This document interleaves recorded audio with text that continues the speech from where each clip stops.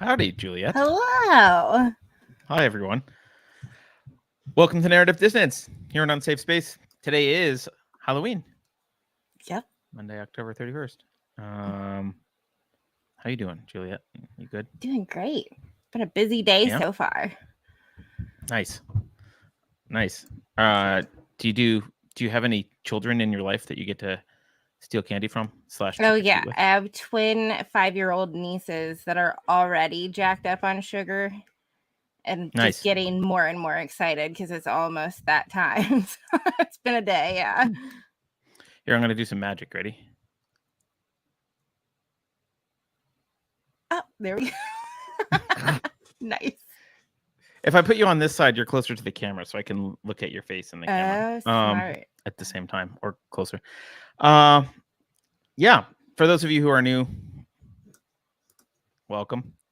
This is a show we do every Monday where we talk about the mainstream propaganda stories that we are not hearing about that we should, or also stories that we're hearing about, but in a, I don't know, we'll say slightly biased / completely made up fashion. Yes.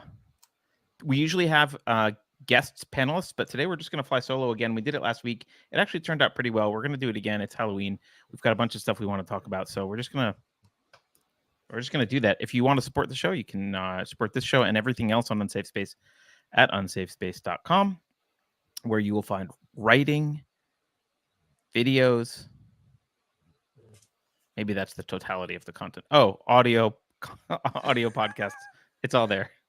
I was trying to think of other sense data. There's no scratch and sniff at unsafespace.com, but there's audio, visual, and written. All right. I'm in a mood today. By the way, this is a Project Veritas hat, but I'm wearing it today because A, dead birds is a good Halloween thing, but B, I feel like it's, Twitter is dead, long live Twitter. Right. I hope. So we'll see. And yesterday, in case you missed it, Juliet hosted book club. How did your book club go? I missed it. I think it went really well. We had an interesting conversation. It's an easy book to talk about, and it's definitely a thinker. We had different takes on it, which is fun for a book club. We had one wonderful British gentleman who was kind of floored that none of us knew about Dresden until we read that book. So we talked about that a little bit. We don't talk about it in America at all, right? No. The book she's talking about, everyone, is Slaughterhouse 5. But yeah, I knew something vaguely about it, but I did have to go after reading the book. While reading the book, I had to stop and go, wait a minute. Like, is there more to this? And there was more to it than I thought. I was like, I know it was bombed, but right. Was that a big deal? And I guess the answer was yes, it was a very big deal. And I didn't realize that either. So it was also a funny book. I liked that it was. It is, isn't it? Like, I find it semi-hilarious at parts. Yeah. Anyway, glad that happened. What do we got coming up this week? Rebel Civics, Wednesday at 9 a.m. Dangerous Thoughts, usually Wednesdays at 5. There is going to be one this week. So, and then Occasional Levity. Who do you have this week on Occasional Levity on Friday? Paul. Your friend Paul, who's in the chat right now. Hi, Paul. Join him. Yeah, it'll be a good show. All right. Let's jump into some stuff. All right. What do you want to start with? I got a couple things I definitely want to talk about, but other than that, I'm pretty okay. open. Well, I'll start with a follow-up. That's pretty simple and sweet from last week. So last week I mentioned briefly that Boston University was doing gain of function research on the coronavirus. And then after the show, NIH came out and was like, we had no idea that that's what they were doing when we sent them the samples. Okay, fine, whatever.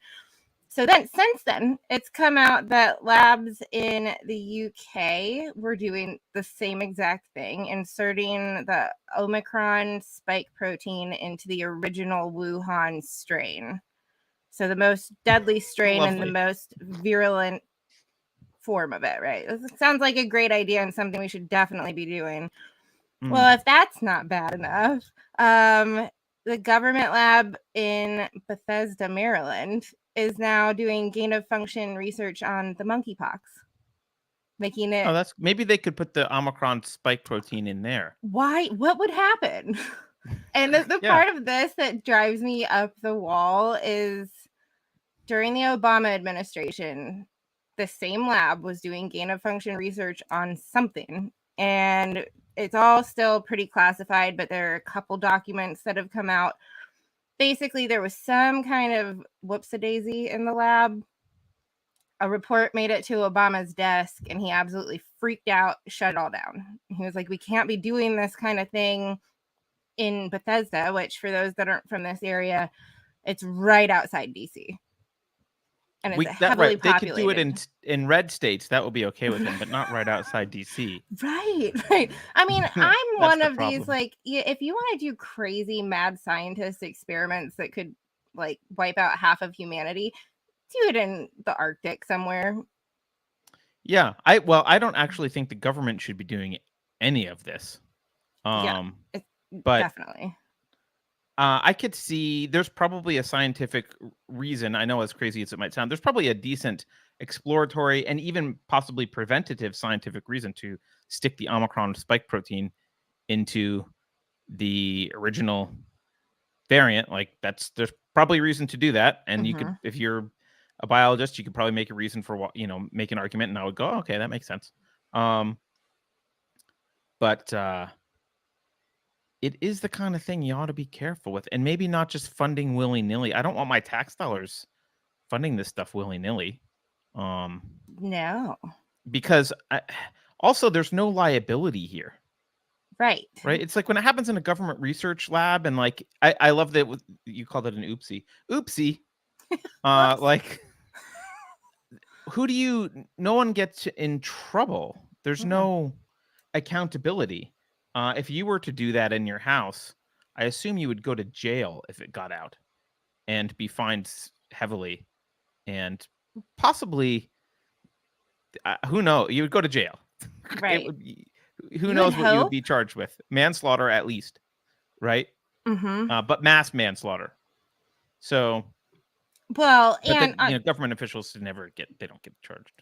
Absolutely, and I think one of the not funny, but funny to me aspects of this is that lab leaks are self-reported, and then they might come in and check on how you're handling everything. So it's kind of not in your best interest, as like, if there was a mistake and nothing bad happened, it's really not in your best interest to report on yourself, because then they're going to come and fine-tooth comb your lab. So that sounds like a terrible system for preventing lab leaks.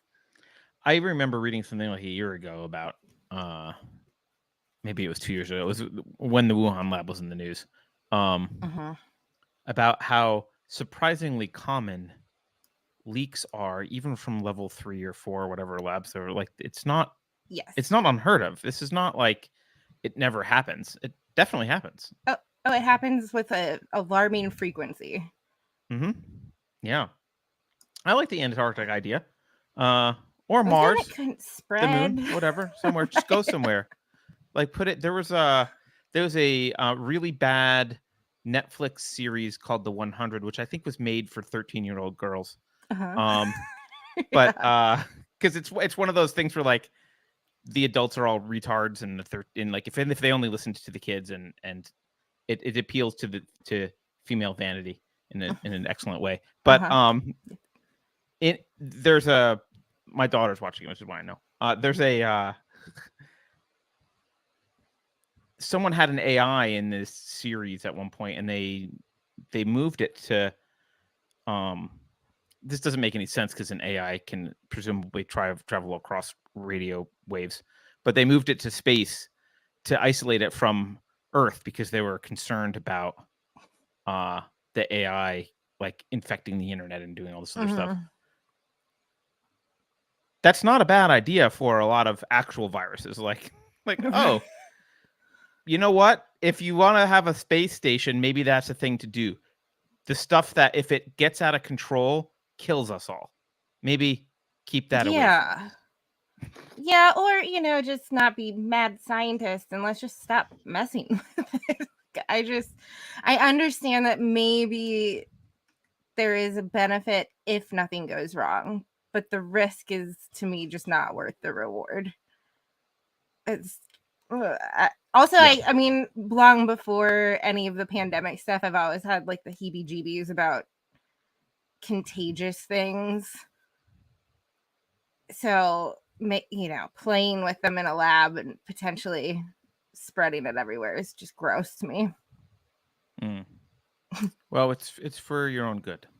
Yeah, well, isn't it all? Someone says it's like CERN, oopsie black holes. I would agree with that, except for I think if there's a mistake with a black hole, there's nowhere in the solar system they could be where it wouldn't fuck us royally. So hopefully we won't even know. We'll that's one of those like, if that screws up, it doesn't matter. Yeah. Yeah. You were also talking about well, on the COVID vein, you have a couple other things on the list. Do you want to walk through those as well? Because there's definitely been a narrative shift going on. There has. Let me get to it here. So one of them is the Senate committee has said now that it is more likely than not that the COVID was a lab related incident. So that's not a minor narrative shift. That's a huge admission, I guess, but like a year ago this would have made me happy, the I told you so moment, but now it just makes me very mad. Well, because they had to wait for it to sufficiently exit the memory, the buffer size of the average American, so that like they don't remember 2 years ago. Oh, that was something that was considered practically domestic terrorism level misinformation that you were getting banned for saying. Yeah, think how many people were like lost their entire platform just for I mean, alleging this. Zero Hedge, they were off Twitter for a long time for drawing this connection at the very beginning. Yep. I mean, they got back on. I don't know if they are. I'm not allowed on Twitter yet. Fingers crossed. One of our bans might have been for something like that, because I remember doing a video about like, hey, here's this lab 800 meters away from this other spot, and like, here's this funky stuff going on with this doctor who's no one can find anymore, and blah blah. Like, I don't remember the details, but I remember exploring it, and I think I remember getting in trouble for it. I'm sure you did. that's such a narrative shift. It's like, oh, if you said this thing was a possibility in 2019 or 2020, we'll say 2020. If you said this thing was a possibility in 2020, you were a crazy person / retard / domestic terrorist. And now, oh, yeah, that thing the crazy retard domestic terrorist said that we banned him for, that turned out that's true. Sorry about that. Yeah. Right. But there's no sorry about that. It's just, oh, that's true. I don't recall us banning anyone over that. Right. And speaking of not saying sorry for anything, The Atlantic published a piece today by Emily Oster. Here, Emily Oster? Yeah, sure.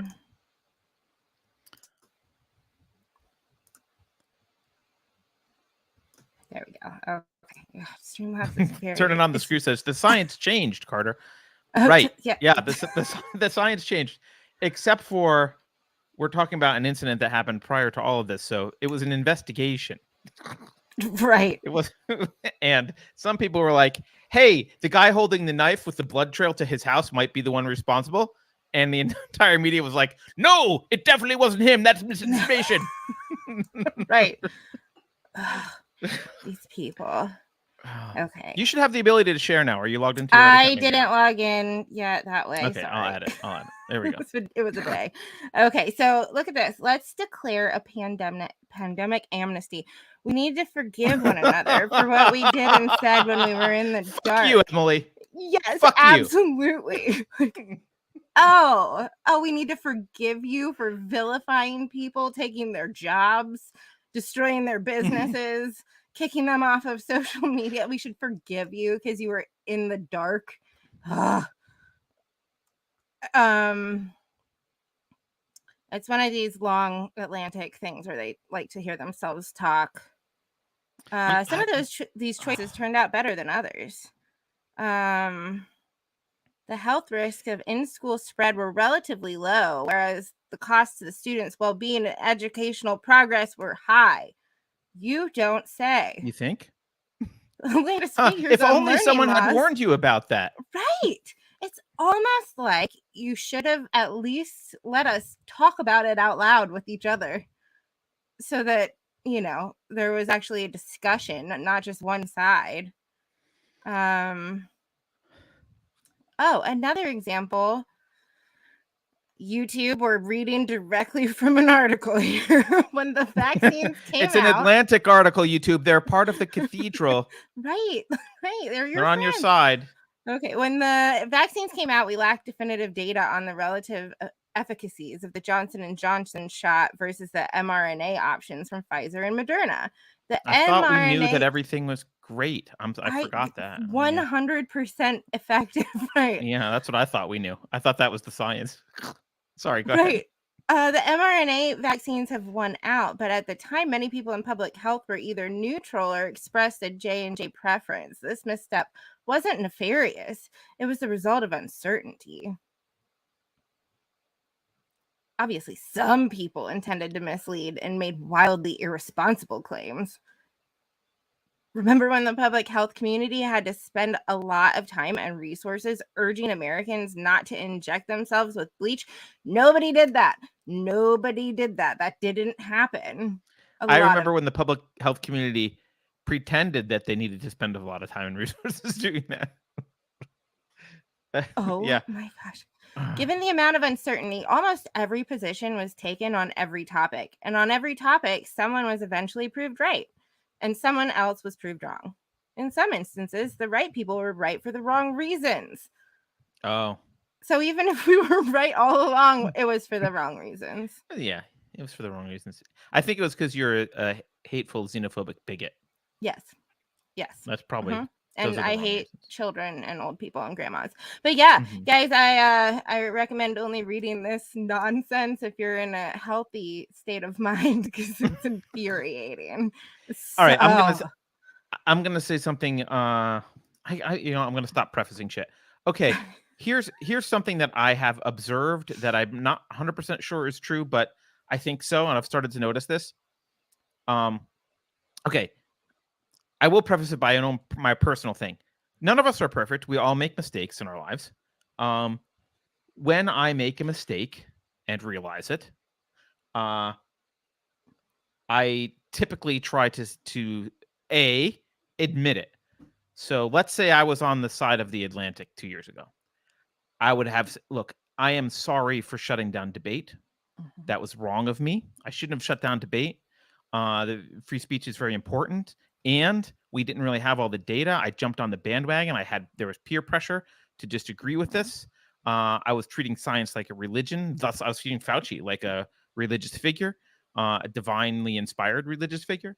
I apologize. The policies that I advocated for led to a massive transfer of wealth to Amazon. It hurt small businesses. It hurt middle America. Middle class America. It hurt kids. And they're going to have to deal with those consequences forever. It also expanded the power and scope of government. All those things I did were wrong. and I'm sorry. How can I make it up to you? I'm from now on, when I write for The Atlantic, I will be writing about free speech issues, and I'll be an advocate for not doing this stuff in the past. I've changed my ways. Like, that's how you do it. Right. You take ownership. You say you caused the problem, and then you work to fix what you caused the problem. Like, you work to fix it, right? You work to make restitution. That's what an honest person would do, that really was genuinely like believed one thing and realized they're wrong. That's what the correct way to do it is. Yeah, but every time I've seen this, I think every time I've seen someone say, actually people from the right and the left, for anything, when they say, well, we should like forgive each other and move on, that's usually the demon person saying it. Right. The angel never says it. The angel's never like, we should forgive each other and move on. The angel's like, it's my fault, blah, blah, blah. And if they made a mistake, right? But it's the demon who's always like, we should just forgive each other. And the reason that's what they're saying is they want to be forgiven. And so she'll point out a couple, well, some people did these bad things on the other side. So, hey, 6 to 1, half a dozen the other. Let's just call it even and move on, shall we? I'm going to keep writing my shit in The Atlantic for the rest of my life. It is unconscionable, and I hate it. And we don't hold people accountable for their views. And if you spent time advocating crappy views for years or a couple years, whatever this was, like, and you own those consequences morally. And we should not I won't forgive this, because she didn't ask for forgiveness. She asked to move on. That's not the same thing. Right. We should not move on. This is like your jail. It's like an abusive spouse who beats the crap out of you and comes home and doesn't even have flowers. And it's like, well, you said some things, some punches were thrown. Let's move on. Right. Water under the bridge. Yeah. Fuck you, sorry. This one gets me riled.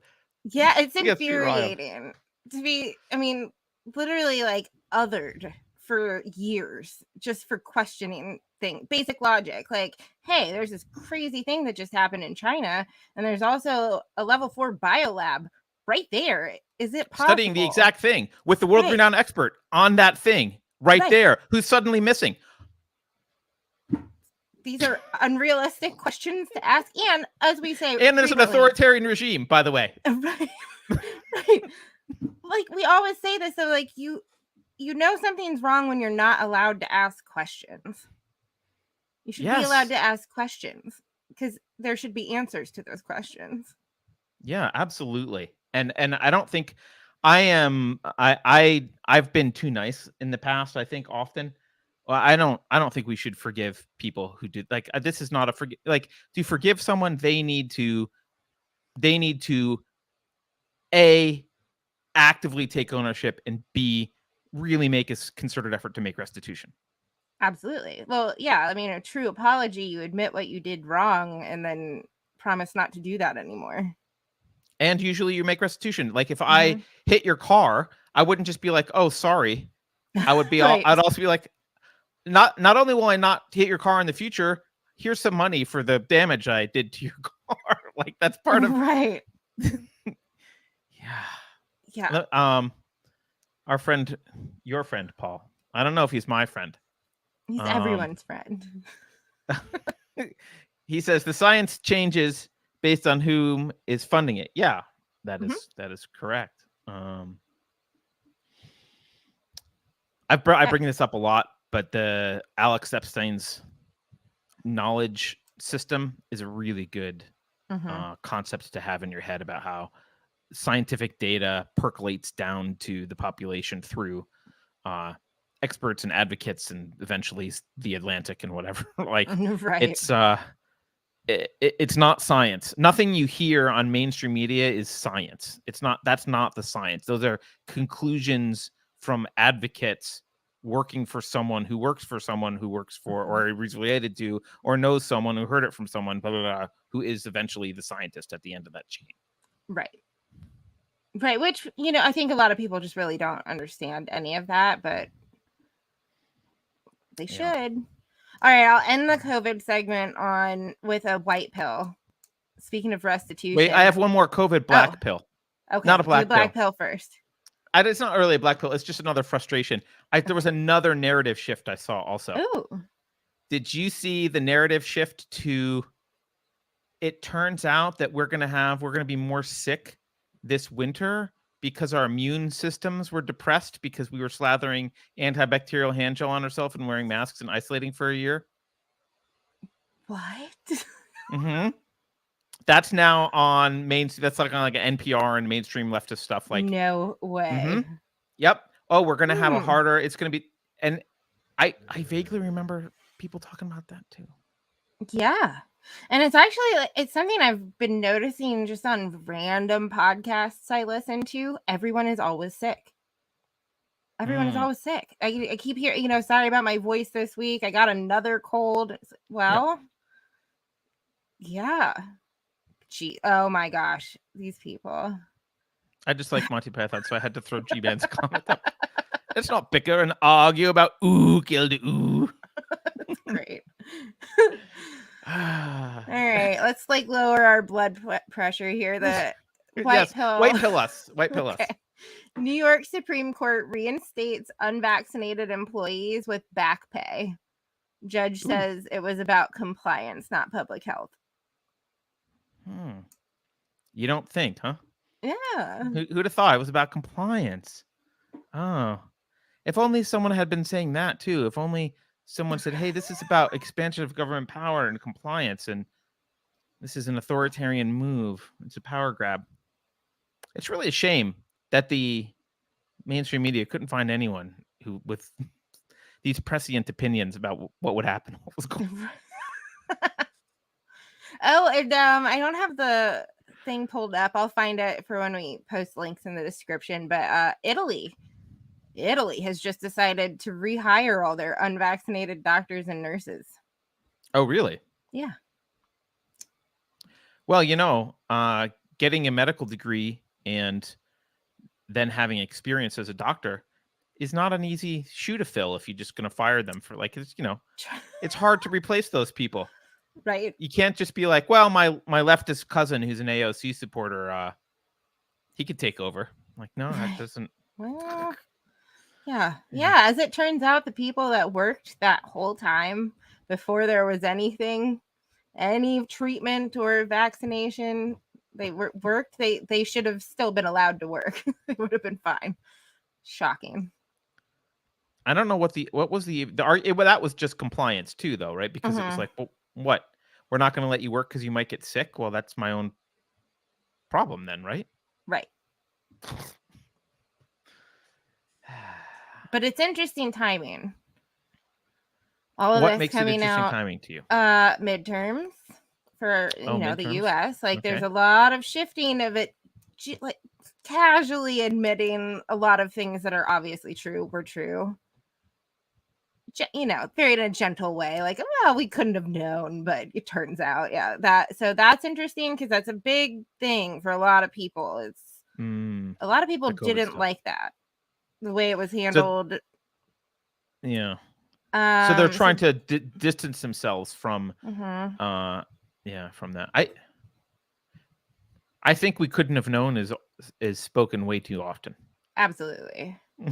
Right. Well, that and we're heading into real cold weather for especially, the East Coast. It's the end of October heading into November. So we're hitting cold and flu season in the next few weeks here. So it's just interesting to me because if we all keep doing the same things we've been forced to do for the past 2 years, everybody's just going to be testing and taking a week off work left and right. And I think they're kind of prepping for, you don't need to do any of that anymore. It's fine. Everything's fine.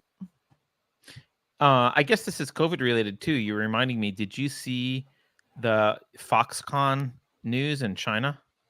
No. Do you know who Foxconn is? Foxconn is the largest manufacturer of Apple iPhones. Like they're Apple's main supplier. They do all Apple stuff. Is Foxconn. They're huge. They're one of the largest employers. There's video of their entire plant people leaving, like jumping fences and to walk home and leave and like get out of the jurisdiction because they're tired of the COVID restrictions that they're being forced, and they're just abandoning Foxconn. And Foxconn's like, wait, we'll make we'll give you extra pay, blah, blah, blah. But there's like, because she is, I almost called him Emperor She, because she is really, his ego is tied up with the zero COVID policy. There's all this like real draconian stuff, and these workers, now you gotta imagine, like these are people for whom, according to the news, $14 a day bonus was like a huge deal and would like give them 50% more pay over the course of a month or something, like. So not getting paid a lot. These are not super comfy first world type jobs and people in first world situations. These are people who probably, where they get their food matters. Like it's an issue to them to be able to eat and have some, decent level of existence. And still they're just like, screw these and screw this crap. And they're like running out of Foxconn, hopping fences and like going on these treks on foot to get the hell out of the jurisdiction of the province or whatever, get back to their home provinces. Oh, geez. Yeah. So even the Chinese, who are, I think, used to being subjects of an authoritarian ruler, are absolutely like, screw this. This is too much for us. By the way, Ron Green won. First of all, you win the prize for being the only person on the Rumble chat. We're trying to get people to move to Rumble. I know it's a uphill battle, and Ron Green is always appreciate the people on YouTube. Always in Rumble. I love it. But Ron Green won. You are in Rumble. Thank you, Ron Green won. He says, does this mean that we will see a reduction in Democrat population when the weather gets cold? There are less dope dealers on the street. Oh, I don't know. Well, like maybe they'll get sick because they're the ones who've been most isolated and have the most depressed immune systems. Probably, possibly. Yeah. But if that happens, it will be a sign that the white male patriarchy is once again oppressing the minorities. Absolutely. I'm sorry, the marginalized. So brace yourself for that.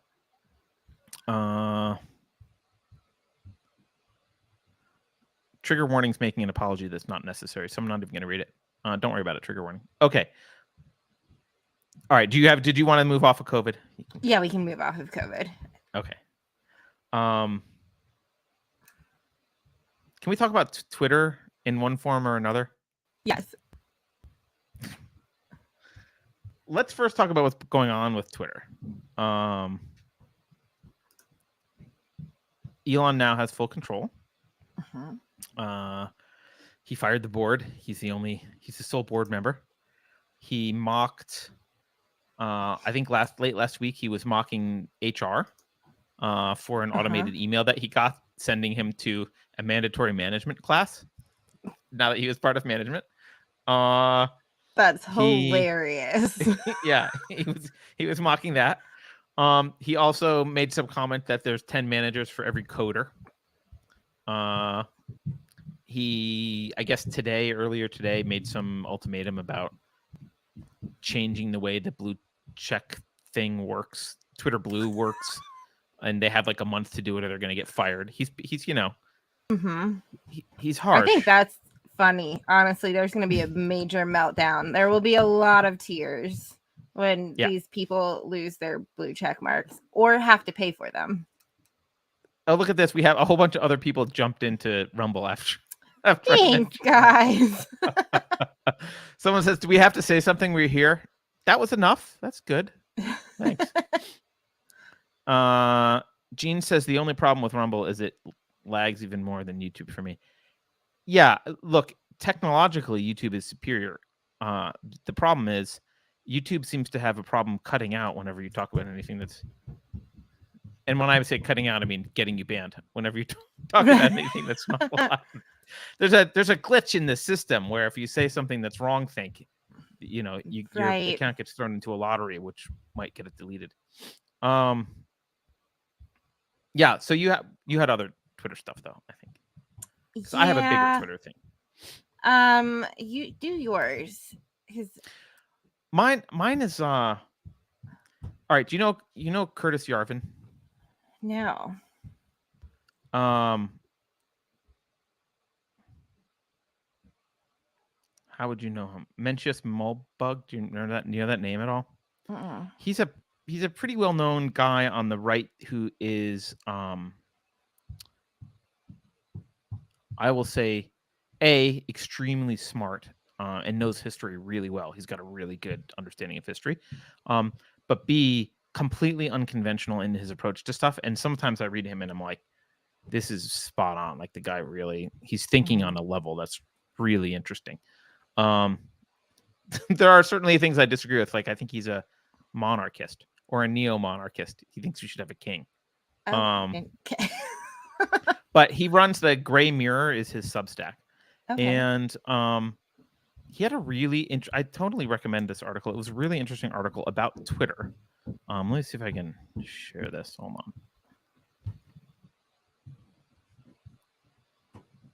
on. I won't read the whole article, but I do want to go through I just want to talk about generally what this is about. It's called Twitter Should Be in the Truth Business. And he starts out by making this distinction between discourse and truth, which is quite important to make, right? Discourse is people talking about stuff, right? But truth doesn't necessarily correlate to what the most popular thing is in discourse, right? Like those aren't the same thing. Right. And his argument here is he uses an interesting, and it sounds like an analogy that I would use. He says discourse is to truth as coca leaf is to cocaine. Sure, it can make a Peruvian peasant work all day in the sun at 10,000 feet, but no one ever did a line of minced coca leaf. You got to refine that shit. So that's the way he writes. But so he makes this distinction between truth and discourse, and then he talks about Twitter's options. And he basically says there's basically three options that Twitter could do. They could ignore the truth, which is kind of the typical free speech thing. Like, we're going to let people sort it out, whatever. We're going to take down stuff that's illegal, right? But other than that, we're going to let people sort it out. They can ignore the truth. They can outsource the truth. Now, that's what Facebook does with their, like, oh, well, we have a misinformation group or whatever that's not related to Facebook, right. That's external, and they tell us what's true and what's not true. Unfortunately, it looked like Elon was kind of moving in that direction early on. He announced he's going to have some kind of committee. But who knows? Maybe it's going to be an internal thing. Or they could insource the truth, which means deciding for themselves what's true. Now, he is not suggesting that they ban untruth, but merely that they label untruth misinformation. Okay. And he proposes that they are open about it. And, well, let me explain why he says the first two are not worth doing. Obviously, outsourcing the truth, you get you're going to get the whatever's in the mainstream. You're going to get the product of mainstream discourse as the truth, right? And so that's not what is the truth. You're going to end up the same problem that Facebook does. So that obviously seems like a problem. Outsourcing the truth is a problem. Ignoring the truth, he argues, is a problem, and I think it's a valid argument that he makes, which is, again, when you ignore the truth, you're letting whatever is popular on your platform bubble up to be the de facto truth. People will act on it as if it's true. Right. But of course, it's not necessarily true at all. And so, again, you will end up, in the long run, just reflecting mainstream culture. And he makes a point that, look, mainstream culture is the progressive... It's progressivism. It's like social justice and progressivism and hope and change and blah, blah, blah. That's mainstream culture. So if you outsource or if you ignore it, you will by default end up back where you are, back where everyone hates, which is, or at least we hate, which is this progressive cesspool of information. So then he's like, well, now, so you have to insource it. And he makes this really interesting argument about, he outlines an entire, let's see if I can, insourcing. He outlines this entire thing. Imagine a sort of Twitter court that had the intellectual firepower and confidence to decide any matter of right and wrong, much as a real court can. Was COVID a lab leak? Was Shakespeare Oxford? Did FDR have prior knowledge of Pearl Harbor? Could UFOs be real? Does amyloid cause arthritis or Alzheimer's? Is Hunter's laptop authentic? So on, right? So he and he's, he explains, forget how the truth engine works. Imagine that it does work. And he goes into this thing and says, imagine that you have a truth engine that does work in some way. His argument is that over time, mainstream publications like New York Times and CNN, well, they've already lost credibility, but mainstream publications, they're trading on credibility, but it's only popular credibility. And when someone sees that your credibility is based on actual transparent truth, like they understand, like, oh, this is the process and this is what they're deeming is true and not, you gain massive credibility much faster than anyone else. Okay. And his argument is like, look, at the end of the day, there has to be one person in charge, but obviously that doesn't scale. So that's why you need a system. Like it wouldn't scale for Elon to say that's true and that's not true, right? But it would if he builds a system. So he proposes this whole system, which I won't get into, about courts and like people on either side submitting briefs and having a mechanism for, and then having reports about why this is Twitter's position. So if you took one, you would say, like, what was one of the ones we mentioned here? Well, the one we just talked about was COVID a lab leak, right? So they would explore this, they would hear both sides, and they would produce a position paper that was like, we're going to label stuff misinformation if it based on this criteria. This is what we think about this particular topic. And he argues that it should be very slow, like maybe you only do one a quarter at the beginning as you start to, so like it's mostly free for all at the beginning, and you just pick a topic and you're like, okay, that's the one we're going to debate. This topic, we're going to have pros and cons and advocates come in and we're going to rule, and that's the rule, and it's public, and this is what it is, and we all know this is what we consider misinformation, and this is what we don't around this topic. This is what we decided is true. And I guess you could go revisit it if information changes. But again, I don't want to get into the details of exactly how he's and whether his mechanism would work. But I think what was really interesting to me here was this idea that, we tend to think that, well, we don't want the social media platform deciding what's true or not. But we also don't want mainstream feelings, basically. We don't want the mob deciding what's true or not either. Right. Which is what we get. Which is what we get if they don't choose. And it seems almost like it would be better to have someone who was transparent and had a process that you could see, this is what the process is. These are the reasons that we've the conclusions that we've come to, and it's like it would be all transparent and all there, and they would decide. And they also wouldn't ban. It wouldn't be like you're banned for saying the thing. It would just be like, well, you're going to get the misinformation label because it's misinformation based on our process, which is public, and everyone can go look at the process for this thing. I actually think it's quite an interesting idea, and I've not heard it before. Right. It's definitely better than the system out there right now. Yeah, I mean, it's interesting. I think after the past few years and the fact checkers and the insanity we've been living through, like now I'm very wary of anybody deciding what is and isn't misinformation. Yeah, but I agree with that, and that's been my default stance of like I'm wary. But on the flip side,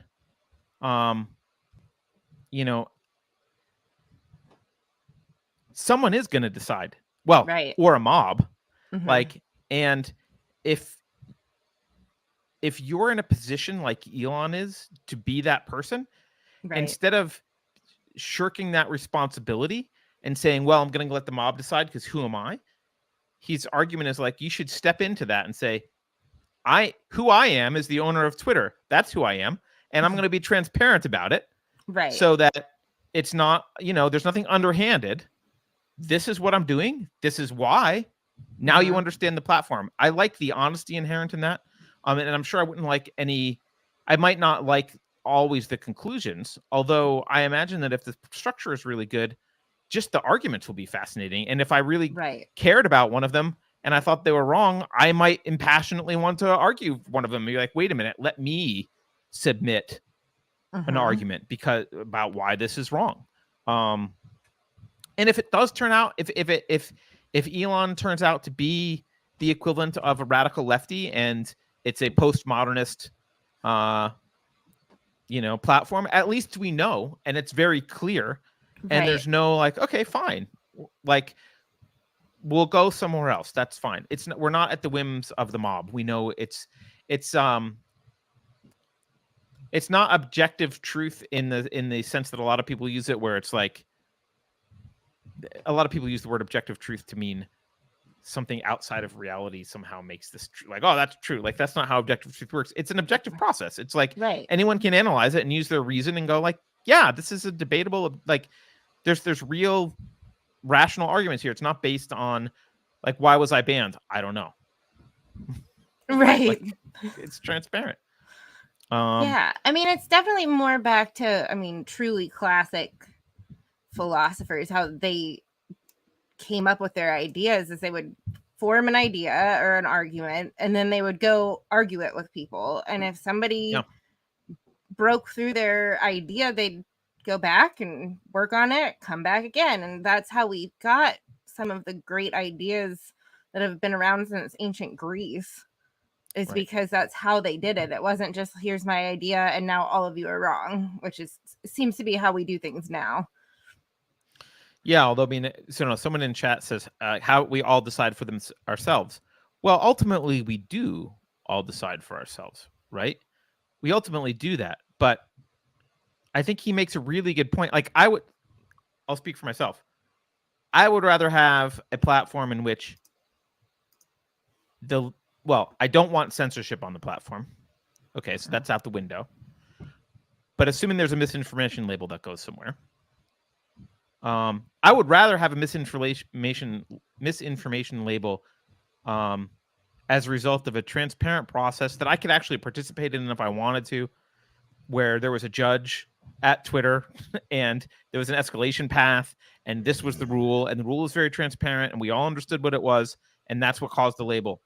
I think that would be better than letting the mob that's on Twitter elevate to de facto truth status stuff that they agree with, which is what would happen. Which is what does happen. Yeah, I agree. I mean, I'm the same. I wish we could just all decide for ourselves, but I think that time on the internet has passed where it's just the Wild West and we truly can post anything and everybody can make their own decision. I just don't see that coming back the way it used to be. So there's going to be a level of identifying misinformation for the masses. And yeah, as long as there's a more fair process, non-biased, and not just, oh, well, this is false because this organization said so. Yeah, I mean, like, we have to have something, and that's the best option I've heard. Yeah, I mean, his comparison is to the court system, right? So you could you basically open a case, right, about a particular thing, and like it's like I said, it's all transparent and whatever. And and this is where I might disagree with some people in chat. So Ross says the mob consists of individuals. We should trust those. I don't. I mean, maybe some of you that are watching are all about democracy and trusting the mob. I don't. I think they make poor decisions generally. I think democracy was meant to be the means to an end, and that end was the protection of individual rights and the preservation of individual rights. But like the founding fathers, I recognize that democracy can be tyranny of the mob, and it can be terrifying, and it has led to a destruction of individual rights in the United States in many ways. So the mob I don't trust the mob at all. I don't trust individuals en masse. I trust them to make the decisions for themselves in their own lives, because it's none of my business and those are their decisions and they matter to them the most. But I don't just trust them to make broad decisions like that. They shouldn't. They can't, because they're easily swayed. We know how easily swayed the mob is. I mean, that's why advertising dollars exist. That's why these things work. Right? That's why disinformation campaigns and information campaigns work. That's why propaganda works. That's why sometimes you get, in these states, sometimes like in Colorado, you had outside money come in, massively influence the election to turn Colorado blue. Mm-hmm. It was just ads, right? It wasn't argument. So, well, and I mean, democracy is, first of all, wildly misused. Like people use it in a way that it's not actually what it means. But okay, whatever.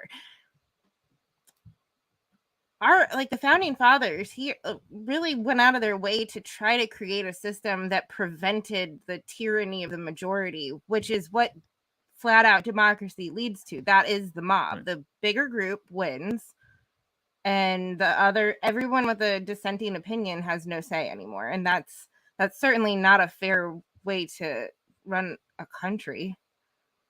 Right. I agree with you. And I think one of the biggest disservices to the founding of this country has been how our leaders have talked about democracy being the cornerstone of Americanism and America's success. Mm-hmm. And that was not the cornerstone of America's success. Our founding documents recognized individual rights and the role of the government in protecting those rights. And that was what was unique. It was the limitation on the government. It was the fact that the mob can't vote to do things, right? Like if you could talk to the founding fathers, you'd be like, well, can the mob vote to remove Second Amendment rights? No, the mob can't. Mm-hmm. They cannot. And the mob could be convinced to do it, but they shouldn't be allowed to. So, I mean, the founding fathers were all about guardrails for democracy. Like, how do we make sure democracy doesn't get out of control? Because it is just a different form of tyranny. And that, right, it lasted pretty well for a while. Just here we are.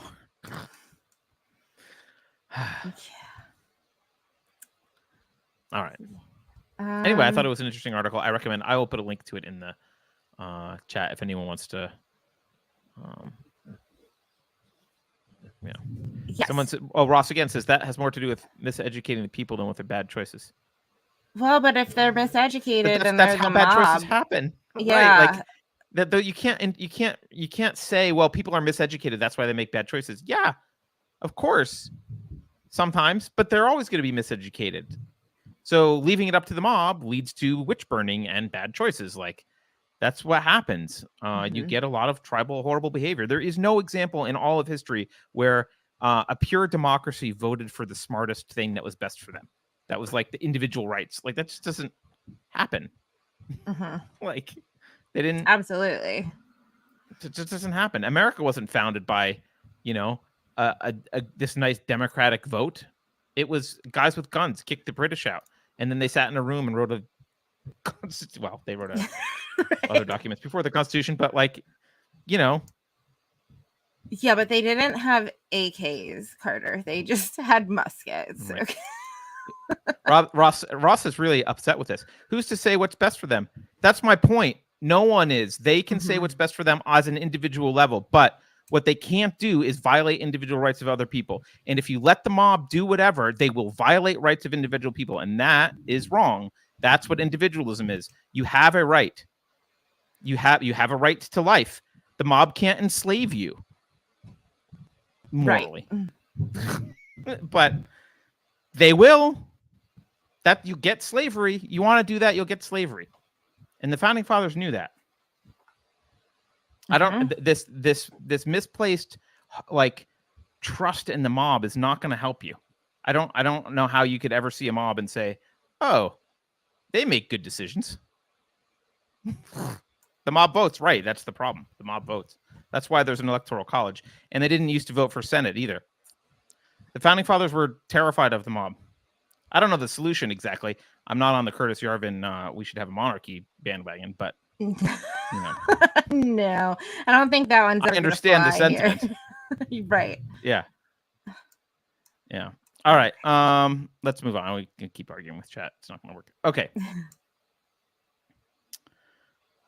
All right. That was my Curtis Jarvin article. Do you have more stuff about Twitter? Or are we? I have one. If I can, I think I I saved it on Telegram and then I unsaved it by accident. I know it's here. Okay, it was. Oh, I know where it is. Basically, it was exchange kind of between LeBron James and Elon. Let's see. We can open. There we go. Let's do it this way.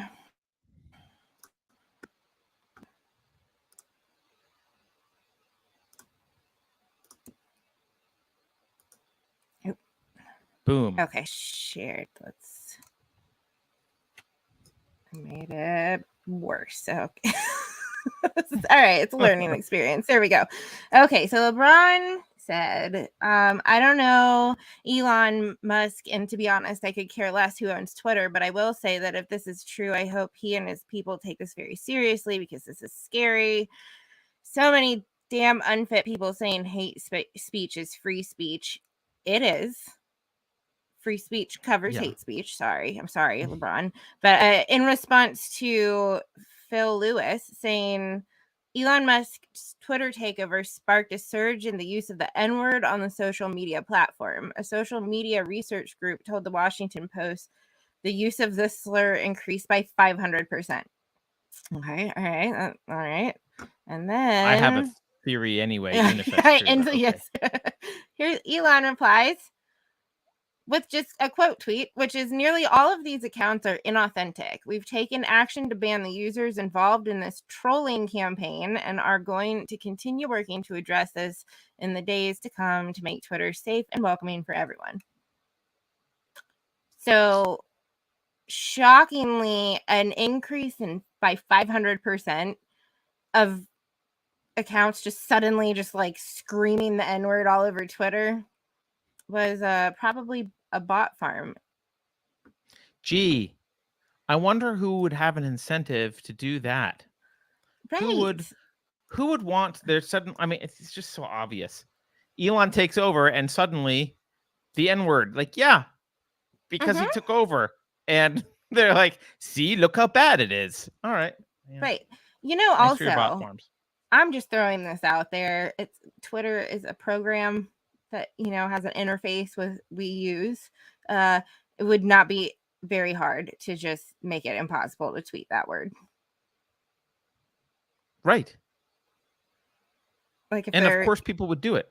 Right. I mean, I didn't want to tweet that word, but I did think about like going on Twitter and just saying like quoting Megan Murphy, like men aren't women though. Like that's what she got banned for. Just like throwing stuff out there that I'm like, oh, I mean, that's not one I want to say. So it wasn't in my list of things to say, but I was like, oh, maybe I should just go out and say some stuff and, you know, cause you can't. Right. So certainly people were like, even normies like us were like me, at least. Certainly we were thinking about, oh, in celebration, let's just go say something controversial. Right. Quote, controversial. Right. But I think the N-word actually comes. I won't conspiracy theorists. I can't prove this. I think it just comes from lefties who are pissed off at Elon. Like that's all it is. Oh, absolutely. I mean, that's what I said. Probably Twitter employees. First saw that, I was like, look, it's either a 13-year-old gamer who's losing his match or a bot. Because I really just, I could be wrong. I will admit this, but I really don't see just tons of people all over the country that are just like holding it in all the time. And they're like, I can finally say it. And, you know, and anyway, I mean, Twitter hasn't changed anything quite yet. Yeah, he owns it, but I'm pretty sure you can still get suspended for that. Yeah. Yeah. And one of his big concerns is bots. Right. So I'm sure he'll go after them. So, yeah. Trolls are going to show up on Twitter. Speaking of Twitter, this can link to the next story that I do want to talk about. Although we've already gone for an hour. We were trying to do limit. But I'm going to... Oh, wait, here. Keith the Hat Guy says... I'll put him up. He says, a free speech only applies to quill ink pens on parchment paper and broadside printing. Same reason AR-15s aren't covered in the Second Amendment. It's about muskets. Fair enough, Keith. Yeah, good, great point, Keith. Keith teaches hosts Rebel Civics. and teaches Rebel Civics Academy. So, yes, that's a joke.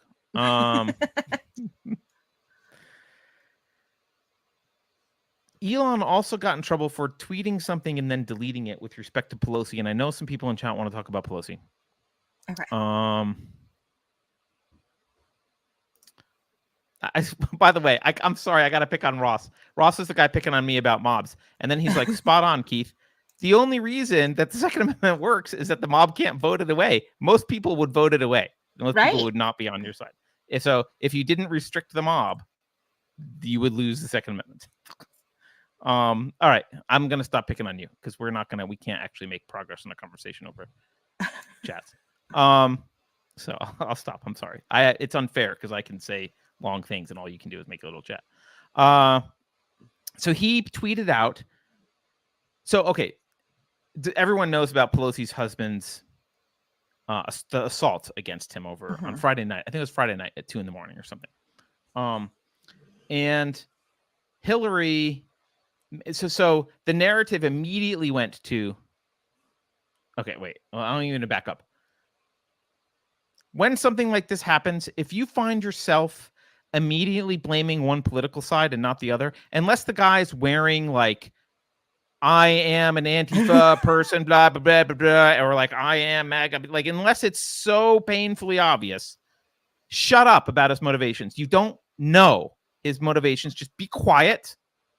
You don't have to hate your hot takes aren't relevant. We don't need to hear about them. Shut up and there's only there's a few pieces of real data that matter. Video footage, 911 calls, like stuff that's primary source material, and then maybe you can, maybe he wrote a manifesto or whatever. So, and there's been a little bit of that coming out with this, but still right away, there was just been from the mainstream left was just, he's a MAGA guy. He's a MAGA guy who was after Nancy. Maybe he was after MAGA guys after Nancy. That's what happened. End of story. And it's because of of course, Hillary Clinton made some comment on Twitter. It's because of the rhetoric, right? It's because of rhetoric. Yeah. So that was her comment. And Elon responded to her. By the way, Hillary was like, it was because of rhetoric. I don't know how Christopher Stevens' family thought about that, but okay. Thank you, Queen of the new slave trade in Libya. So, oh, Ross says 2 dudes, 1 hammer.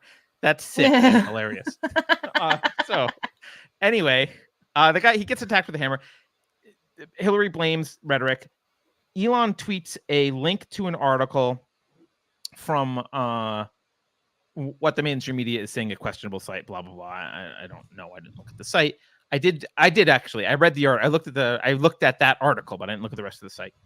And that article started out with an admission that this was just a theory. The person said, in my humble opinion, this is what could have happened, and launches into a theory. And the theory was that this dude was a gay prostitute and that Nancy Pelosi's husband was engaged in an affair with him, and they had gone home together at 2 a.m. And then I'm not exactly sure how an altercation. Oh, and it claimed that the hammer that the guy used to attack Paul Pelosi he didn't bring it with him. It was Paul Pelosi's hammer, and this was the argument, and that this was all trying to cover it up.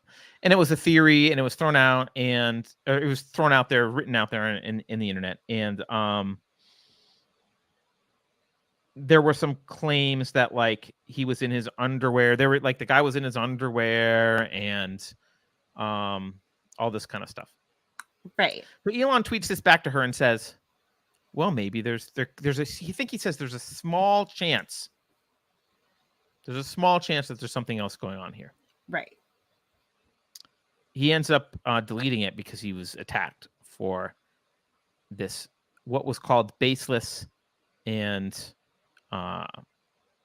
baseless misinformation, blah, blah, blah, blah, blah. Now, I don't know what was going on. It was presented, this argument was presented as a theory anyway, and kind of presented as like, I'm just spitballing here. That's how it was presented. So fine. It wasn't entirely baseless.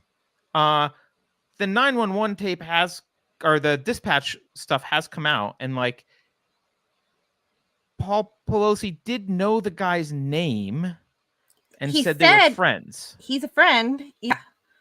Yeah. So certainly that's didn't sound weird. In fear of his life in any way. Well, but he did call 911. So like, and look, the one thing that is probably this guy is crazy. Okay.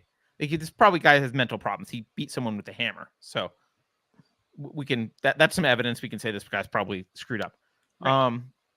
But exactly what was going on is kind of unclear. It's not a completely baseless thing. The guy is actually a nudist from Berkeley with like LGBTQ flags over his house. But we're also told that he had a lot of, quote, right-wing, I'm going to put that in quotes, political views, because some of them that were listed as right-wing were like, he was not bought into the COVID narrative, which is not a completely right-wing thing, but could be.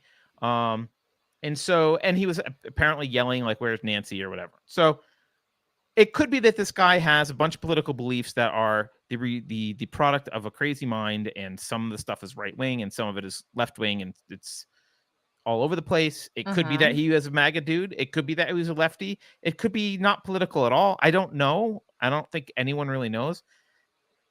But Elon was shamed for saying there's a small possibility that something else is going on here. What do you think about the reaction to that? Because it's, in one case, you could say it's irresponsible to be sharing that theory. The flip side is, he did say it was a small chance. It does say that it's kind of a spitballing theory right in the article. So are you not allowed to spitball? Well, not if it goes against the narrative. There'll be no spitballing here. I think there's nothing wrong with him reading that, thinking, that's an interesting explanation for this very bizarre story that they've given us 2 bits of information about. And there's so many unanswered questions that they're just not answering yet. I mean, it's a weird story. I mean, this is Nancy Pelosi's husband attacked with a hammer by a naked guy at 2 a.m. is taken to the hospital, but they say he's gonna be fine. Like, well, how do you get attacked with a hammer and like you're fine? That's impressive, because he's an elderly gentleman here, I guess. There's just so many weird things about this, and the statement she released was 3 sentences long. It's very weird. So, in those cases, people are gonna look for explanations of what on earth is happening here. I think that's fine. I think it's fine for Elon to post that link and say, whoa, this is weird. I read this. Now, when I saw his tweet to Hillary Clinton, I was like, can you just not? Like, Elon, you're trying to do good things for the world right now. Yeah, he should not be subtweeting Hillary Clinton. Yeah, like, stay out of a single car, like cars by yourself, and one engine airplanes or whatever. Have a drone follow you around at all times, uploading to like a live cam. Stay away from the Clintons, dude. Right, like, just not right now. But also, look, I think just as the chief twit, he's not calling himself the CEO, but as the chief twit, I think right now it's stupid of him to jump in the fray over like controversial news breaking topics, because facts will change and things will come out and everything he says will be used against him. If he wants to build Twitter into a platform people trust, he needs to just needs to be quiet right now about that kind of stuff and build the platform, because it's going to be used against him. Right. It will. Although, I mean, on the flip side of that, say it comes out that like nothing in that article was true at all, and he just was misled by somebody else spitballing, then he has even more of an argument for like, look, we have to let people put stuff out there even if it turns out to be wrong later. Sure. No, I mean, I don't disagree with that. I'm just like, from a tactical perspective, yeah, it'll be used against him and be like, oh, you subtweeted this misinformation. It's like, all right, like, or or you shared this on Twitter. The mainstream though has been 100% convinced this guy he's a MAGA guy. He did it. He broke in. This is the other thing that I find weird. They have a nice house in San Francisco. They have plenty of security cameras in San Francisco. Now, I'm sure this is one of those stories where, if depending on what side you're on, you could make all the facts fit your side. Like, right. You could be like, well, Paul was up at 2 a.m. doing something because he's a hard worker and blah, blah, blah, blah, blah. And he happened to have a hammer because he was like, I don't know. You could come up with a story there. You could certainly come up with the other story about gay prostitutes if you want to. Like, right. you could weave that narrative. But I do find like it is weird. And the police were there during the attack. They came because Paul called 911, left the phone there, like surreptitiously, like let it. I think it was surreptitious, or maybe the guy knew, but didn't know it was 911. I don't know. Left the phone there, and like, they did a wellness call because the dispatcher was concerned about what she was hearing from the phone, right? So the cops came in, and that's when a struggle over the hammer ensued, and he was whacked with the hammer a couple times. Right. I guess. Yeah. I don't know. G-Man says the Pelosi home uses the same security cams as Epstein's jail cell. Do the Clintons own a security camera system? I would be surprised that would be. Why are they not in that business? It seems like a natural fit. Don't give them any ideas. Oh my gosh. So this is misinformation in two regards. One is it is the assertion that he's definitely a MAGA person, and that's quote the science. That's the science. The science is that he's a MAGA person, and that this other theory is baseless. Right. Now, there's certainly some wild claims in the other theory, some of which may be baseless, but some of the claims are based on something that is real, because I read it and there were some claims based on some things that are not disputed that are real. So it's not entirely baseless. It is a narrative, could be wrong, not entirely baseless. You know what would help unfounded claims not spread all over the internet? Releasing all the information. Right. This happened Saturday night into Sunday, correct? I think. I thought it was Friday night. Friday night. I know it was weekend. Yeah. Okay. So either way, they've had a lot of time to gather surveillance footage, body cam footage, 911 calls, all of this stuff. Like, if this is exactly what happened as it was told to the public, there's really no reason we wouldn't have all of that information. And when they do this kind of thing, like, they tell you what happened, they don't back it up, and then they flip out about any, speculation about it. It just feels like they're crafting a narrative.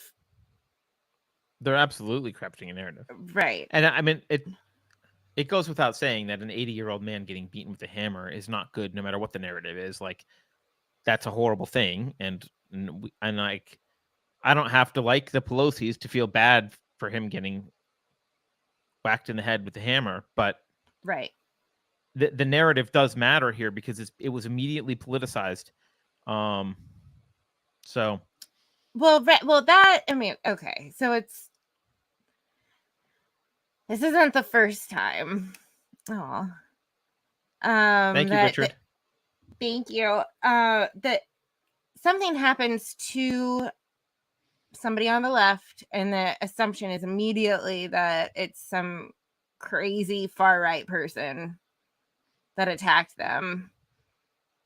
They do this a lot where, I mean, that if somebody attacked somebody on the right, you could guess that was it, or it could just be somebody that's got a mental health problem that has nothing to do with politics. It could be a guy who routinely roams the streets of San Francisco naked and has a mental health problem. Right. I mean, it's one of those, I mean, they do it with police shootings. They did it with the Jussie case in Chicago. I mean, they take this much information and they run with it. And then there's no reeling any of that back in later. Right. And it's just so irresponsible of the media to like do that. It's one thing for people online to just say what they want to say, but for the media to run with these like little bits of information, craft a narrative, and then refuse to ever acknowledge anything that comes out that debunks it. I mean, like Jussie, his story was ridiculous from the moment I read it. And I think most people with half a brain were like, what? Of course. None of that makes sense. Nobody even knows who you are. So I guarantee you 2 MAGA hat wearing guys didn't do any of the things you just said they did. But it took months to truly debunk that entirely. And then in the court of law, and it shouldn't have. The media, if they had an ounce of integrity, they would have questioned that immediately. And we should be questioning this one. Like the media should be demanding, okay, well, that you're saying this stuff happened. Surely you have cameras, or your neighbors do. Surely the police have body cameras on. And there's enough just in the facts that it can be adequately sensational for them if they want, and they can. I mean, it's a big deal that the Speaker of the House's husband was attacked. Like, that's a fact, and it's a big deal. So, right. And there is some information that, is sensational enough. You don't need to make up everything. You don't need to make up that he's a MAGA person, definitely, and link this immediately. But I mean, Hillary does, because that's what she does. But Hillary. I know we're like way over, but there's still one more thing. I want to recommend an article to people. Okay. I want to recommend an article to people. I already recommended the Curtis Yarvin article. I want to recommend a different one. This is from The Intercept, and you could see. I don't know if you saw DHS leaks was trending on Twitter. This is a really interesting article in The Intercept, and it is about it's long. I'm not going to walk through it, but it's about it's called Truth Cops, and it's about the DHS's concerted effort to control information and to manage it. Basically the war on terror, as you know, DHS was founded in response to 9/11 and the justification for it of course was, oh my God, the terrorists, this is why we need it. And of course a lot of conservatives were like, yeah, get the terrorists. Here we are. Guess who's the terrorists now, conservatives? But here we are, the DHS, they ran out of stuff to do. And they started to shift what they were going after, and they started to shift towards both domestic terrorists, but also it started with foreign information that might affect elections. Trump was about this. Like Trump actually expanded some of this stuff, so he's not a good guy here. And then it morphed into like, well, it doesn't really matter whether it's foreign governments with misinformation, it's like anyone with misinformation, it's domestic terrorist misinformation. Blah, blah, blah. So now the whole thing is and the pinnacle of this was when you heard earlier this year, this Disinformation Governance Board, which was disbanded because people complained about it. Right. Now, of course, their argument at the time was, oh, we need this board because actually we're already doing this stuff, and the board was there to set guide rails for how we do it, which is, and no one went, what? You're already what? Huh? Yeah, huh? What? Did you say that again? But this details how they have been leaning on social media platforms and tech companies to provide them with the disinformation, I'm putting in quotes, mitigation services that they requested. There's texts from between like some of these people and Microsoft here. Here's an example. This is a text from Microsoft executive Matt Masterson, a former DHS official, and he texts the DHS director. So platforms have got to get comfortable with government. It's really interesting how hesitant they remain. The government, and there's all these, we need media here's a meeting between Twitter execs and JP Morgan Chase and the US government. I wonder if it was just a World Economic Forum meeting. Stressed that, quote, we need a media infrastructure that's held accountable, blah, blah, blah, blah, blah. And they send out these emails requesting things. And there's a page here. I should show you this page. Oh, this is great. Here's this Facebook page, facebook.com/x-takedown/login. If you are a government official, you can log into this page and request that they take things down. You can submit anyone. You have to have a government email address, so we can't do it. But you can get into here and you can, you can request that they take things down. One of my favorite quotes in here. This is one of my favorite quotes. This is just it's a beautifully dark dystopian quote. Jen Easterly, Biden's appointed director of CISA, which is their, I don't know, countering, what is it?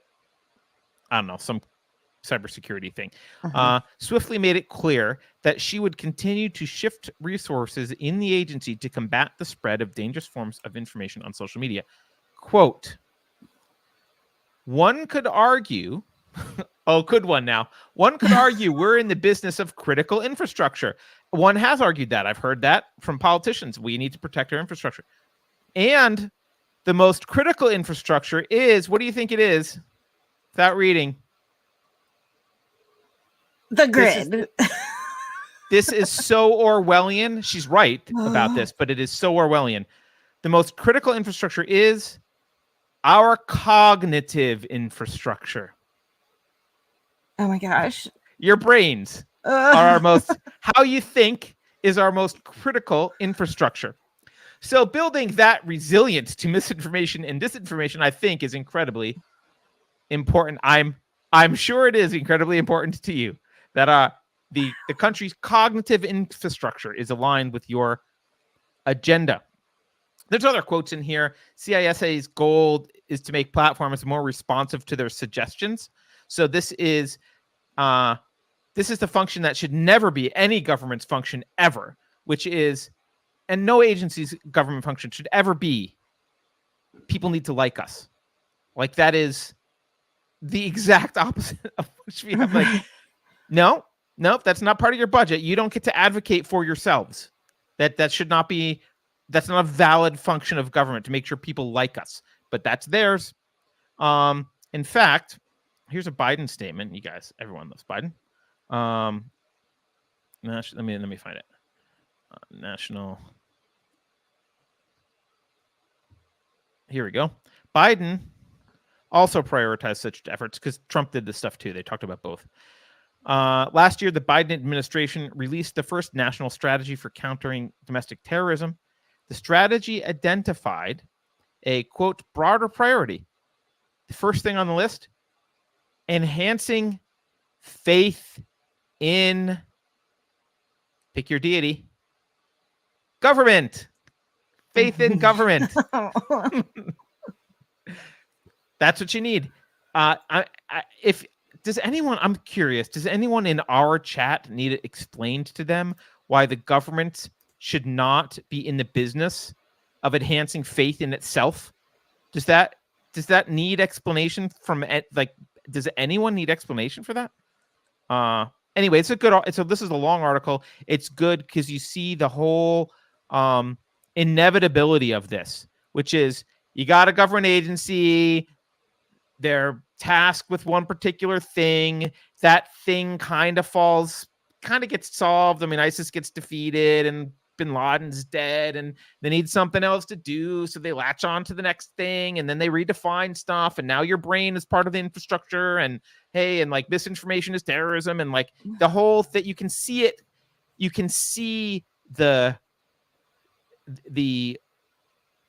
monstrous transformation, the metamorphosis of the government bureaucracy from this like, hey, we need this thing because terrorism, to hey, your brain is critical infrastructure and we wouldn't want any misinformation getting in there, would we? Oh my gosh, I know it's Halloween, but geez, Carter. That was terrifying. It's bad, right? Yeah, it's very scary. When the government starts worrying about what you think in your head, we have already had serious problems. We have a really big problem, guys. Yeah. LVAC in Rumble says, I was against DHS the moment its formation was announced. Mm-hmm. Yeah, me too, buddy. But it was a hard time to be against it because so many people were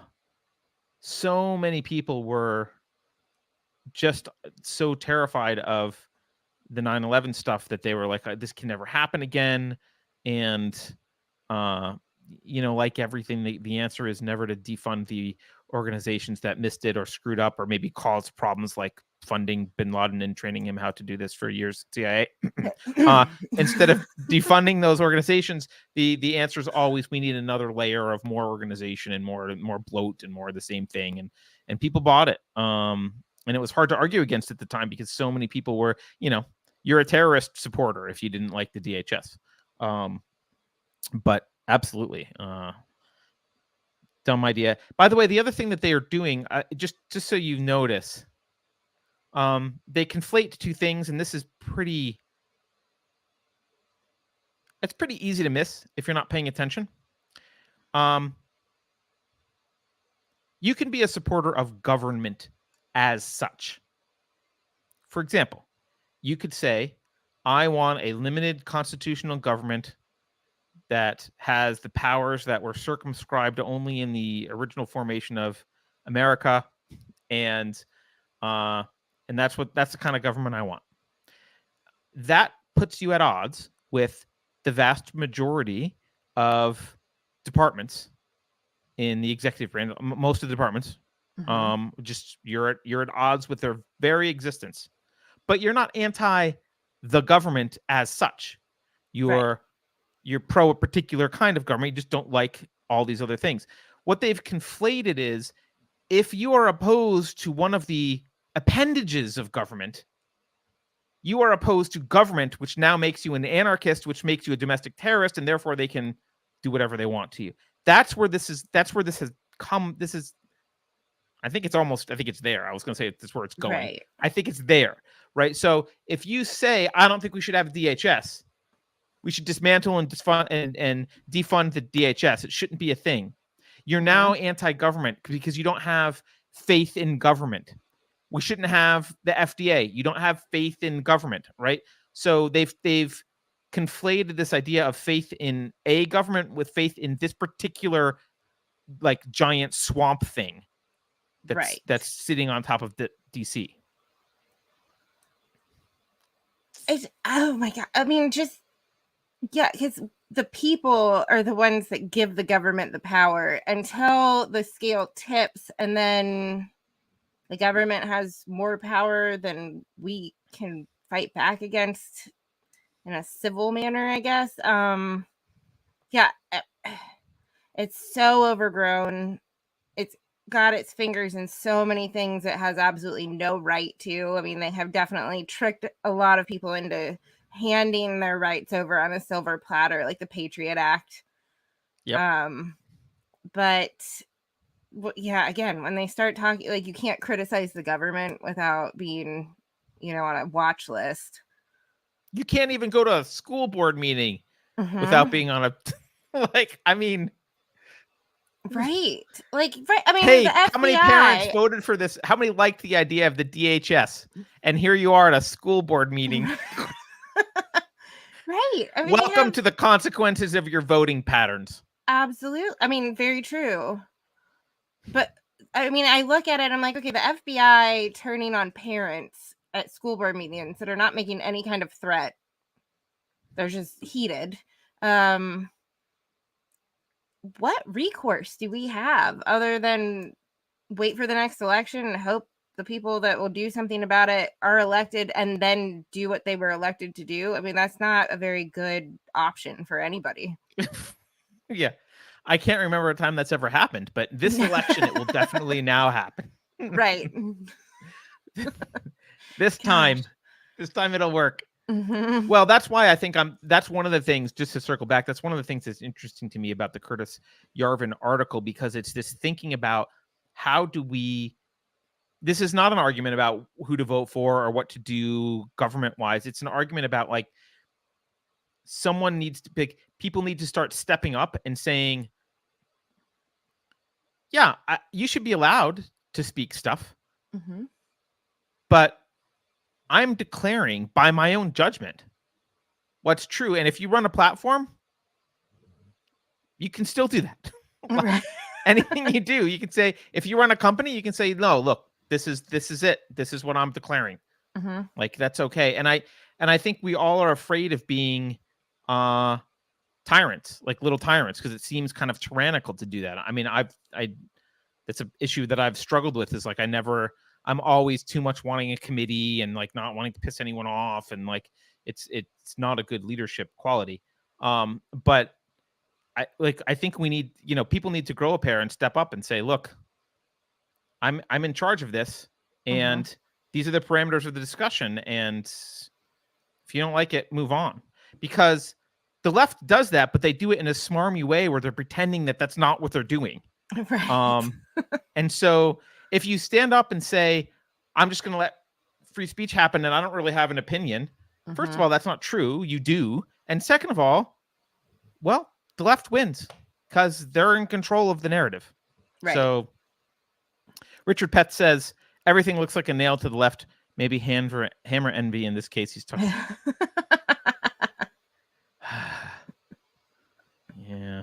Yeah. Wait, we have one more super chat I want to pull up. Another one from Richard Pett says, my cognitive infrastructure has multiple firewalls plus a moat filled with crocodiles. That's the thing. If you'll notice, she didn't consider it your cognitive infrastructure. It's hers. It's the government, not hers. It's for the good of the people, right? It's collectivism applied to your brain. You are not an individual mind. You are part. I mean, but by the way, what a great example of collectivism. You're not an individual mind. You're not an individual citizen. You are part of the cognitive infrastructure. You're a node on the cognitive infrastructure, which, by the way, I get could just be metaphorical and is an apt metaphor. But the fact that the government thinks about it that way, and they think that they have jurisdiction and should have jurisdiction over the cognitive infrastructure, that's their purview, should frighten the hell out of you.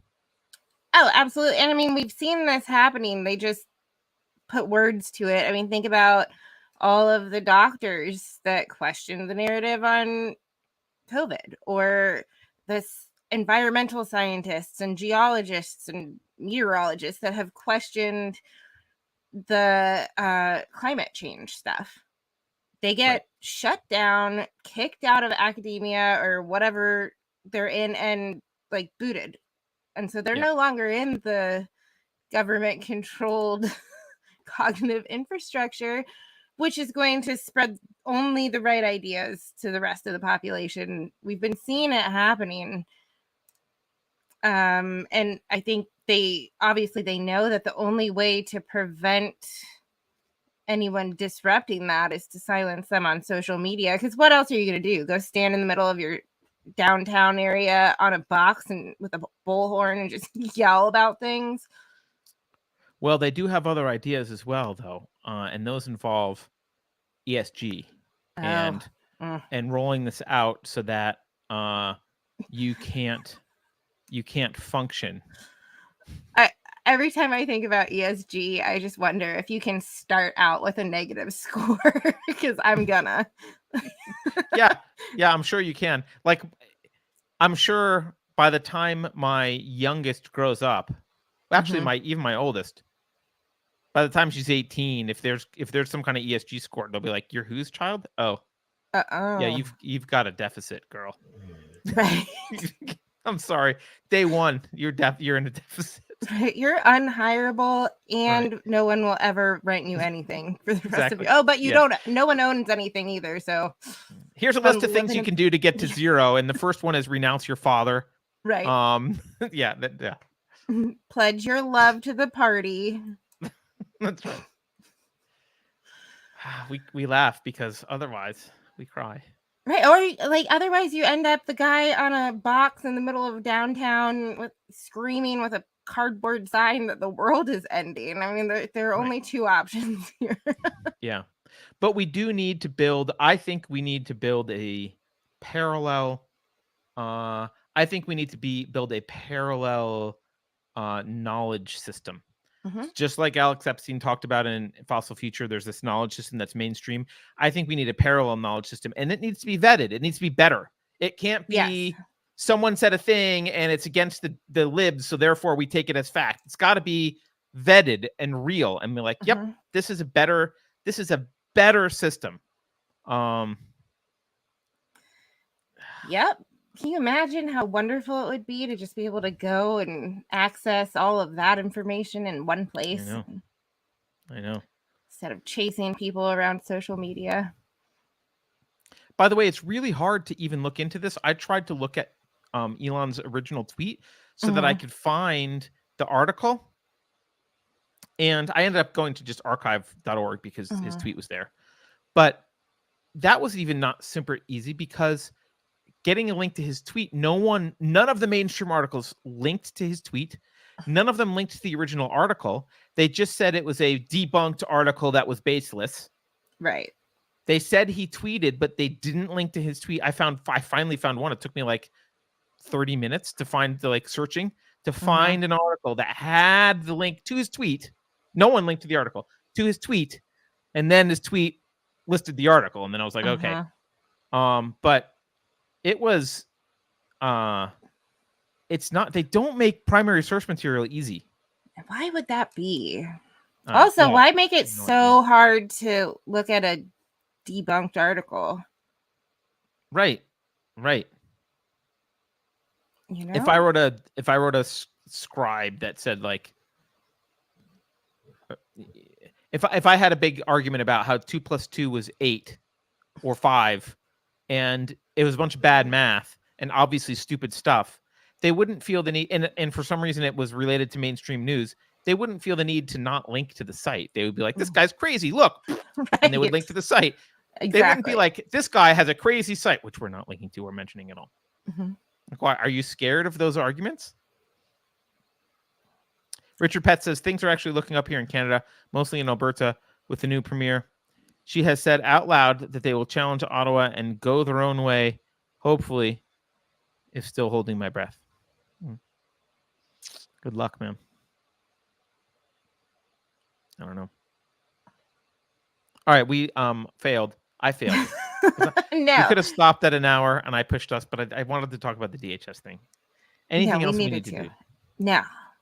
Well, no. I'm not gonna even go down this road, but just everybody keep an ear out for the whole Black Sea grain shipment thing, because that is a powder keg about to blow. Quick story: Ukraine sabotaged some of Russia's fleet in the Black Sea. So Russia pulled out of a EU deal that was allowing grain shipments to pass through the Black Sea to get to the rest of the world. The UK, the US, all of the EU absolutely flipped out that they would pull out of this, because there's a lot of countries, not just in the third world, that are relying on grain getting through the Black Sea. And today, I believe Turkey and Ukraine both sent ships out, even though Russia has pulled out of that deal. So basically, Russia said, we won't attack ships that are carrying grain. they've now said, never mind, because you attacked us. We're not going to play nice anymore. And Ukraine and Turkey both sent ships out. So I don't know. It's a very tense situation. The fact that UN, the EU, the US, the UK, everybody is flipping out about Russia pulling out of this deal means it's probably bigger than even the most informed people realize. So, by the way, this is so typical for leftists. You can see how they don't know how to deal with it. They're used to being able to get you to agree to something. This is how they've ruined the country. They get you to agree to a compromise. They don't keep up their end of the compromise. But they expect you to keep your end of the compromise up, and then they just do it again. And Putin's like, actually, you didn't keep your end up, so I'm out. Right. And they're like, oh my God, how could you be out? Because you didn't keep your end up. Right. Moron. That's how I'm out. That's how. They're just so unused to it. They're such spoiled children. They're like, wait a minute. Yes. But I should be able to violate the rules and still get what I want. No. Right. Or, like in a sane world, maybe the EU and the UN and NATO in general, we would all be like, whoa, Ukraine, like, why would you do that? That was a dumb thing to do strategically for everyone. Okay. Like, condemn the attack that violated the terms of the agreement, not flip out that Putin's like, okay, fine. I'm not going to, good luck. Right. Yeah. Hope those ships make it. But you know why, by the way, why Ukraine probably did it? It's because they knew that the UN would back them and it didn't matter. Absolutely. And see, that's where it gets really sketchy, because that would be a civilian vessel. Wouldn't be fair game. Wouldn't be the first time war was triggered by something happening to a civilian cargo vessel. It's something to keep an eye on, because it's definitely tense. Has potential, so. Yeah. All right. Whew. Well, it was a long show, but it was a fun show. Maybe we'll have a guest back next week, but this was a fun one. Yeah. Happy Halloween, Juliet. Happy Halloween, Carter in chat. Enjoy your candy, everyone in chat, and you, Juliet, as you march around, and you're gonna do a costume? Well, I don't know if you saw my costume Friday. I didn't. Hold on. I think I can make it work. Hold on. 2 seconds. I don't do costumes anymore because I'm a stick in the mud. This is not my thing. Although I do like Halloween. It's a fun holiday.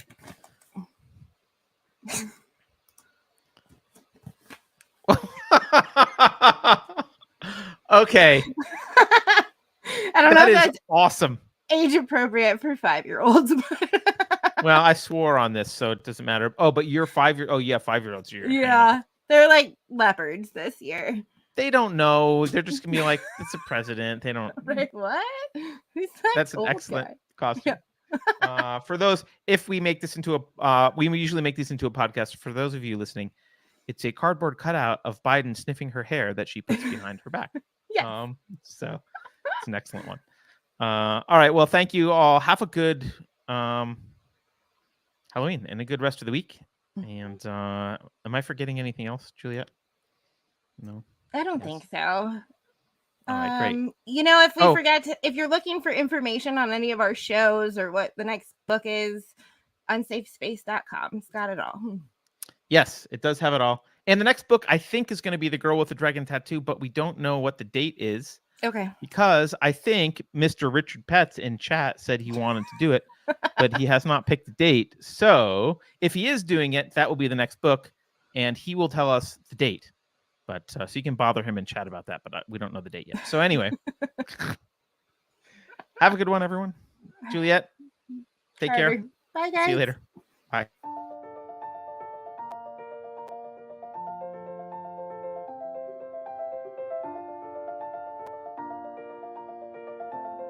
Thanks for sticking around until the end.